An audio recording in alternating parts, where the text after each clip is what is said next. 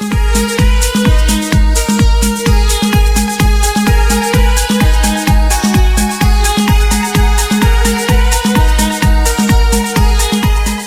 ូមស្វាគមន៍និងស្ដាប់តម្រុយឆ្នោតយូនប្រចាំថ្ងៃ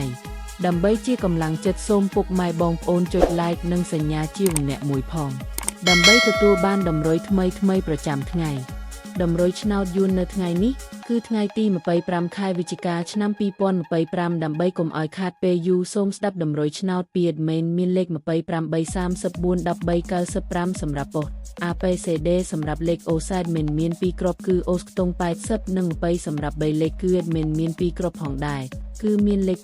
228គុណ994គុណបើសិនជាពុកម៉ែបងប្អូនស្រឡាញ់និងពេញចិត្តលេខទាំងនេះពុកម៉ែបងប្អូនអាចយកលេខទាំងនេះទៅផ្សងសំណាងបានជាចុងក្រោយសូមជូនពរពុកម៉ែបងប្អូនដែលយកលេខខាង admin ទៅផ្សងសំណាងហេងយើងទាំងអស់គ្នាជូនពរពុកម៉ែបងប្អូនជួបតែសំណាង